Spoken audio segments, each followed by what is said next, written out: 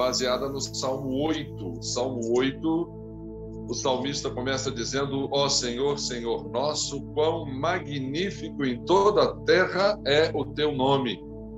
E nós temos o desafio de, como igreja, mostrar o quão magnífico é o nome do Senhor. Nós agora reconhecemos que o nome do Senhor é magnífico por causa do milagre da fé na nossa vida, não é?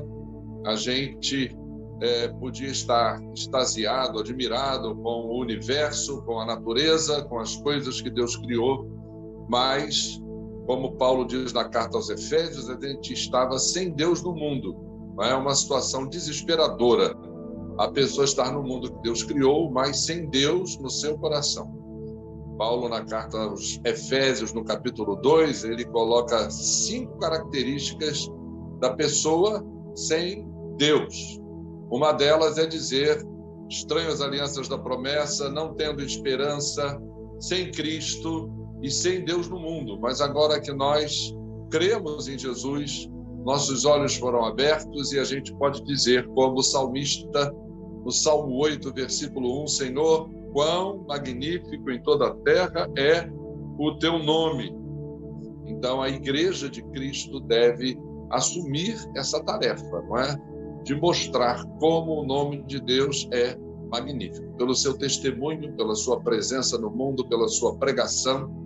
Quando Deus vocacionou Josué, ele disse para Josué que ele deveria meditar na palavra, deveria vivenciar na sua vida a Bíblia e pregar a palavra. A função da igreja é definitivamente essa, não é?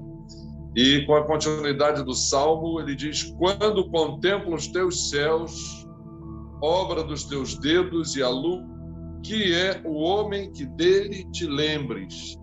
E o salmista, ele se expressa dessa maneira, e este salmo é considerado um salmo messiânico porque ele define a personalidade do Messias, não é?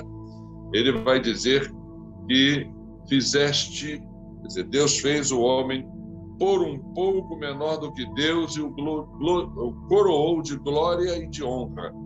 Deus nos fez a sua imagem e semelhança e surpreendeu.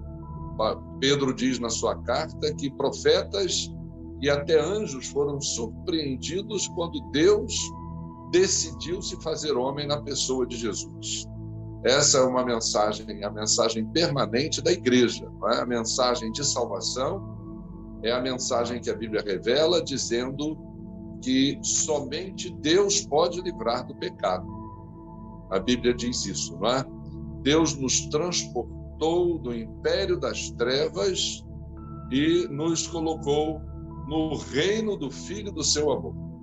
Paulo diz isso na carta aos Colossenses. Nos livrou do império das trevas, Deus nos sequestrou, não é? Da perdição eterna, do inferno, e nos transportou para o reino de Jesus Cristo. Então, a igreja, o papel dela no mundo, o papel da nossa denominação, o papel de cada igreja local, o nosso papel individualmente é anunciar a surpreendente obra de salvação. Nós não podemos considerar que isso é algo pequeno. A obra de salvação é a pregação da igreja, é o anúncio do evangelho, e a gente deve considerar o quão magnífico é dizer isso ao mundo, que Deus se fez homem, que Deus salva na pessoa de Jesus, e somente Ele pode salvar, né? A Bíblia diz que Deus se fez homem para salvar, morreu e ressuscitou, a obra da salvação está completa. Mas a salvação ainda está fora do homem, até que, por meio do Espírito Santo, aquele que crê seja batizado na morte e ressurreição de Cristo Jesus. E a Bíblia diz que a fé vem pela pregação. E quem prega? Quem é que prega? Quem é que anuncia?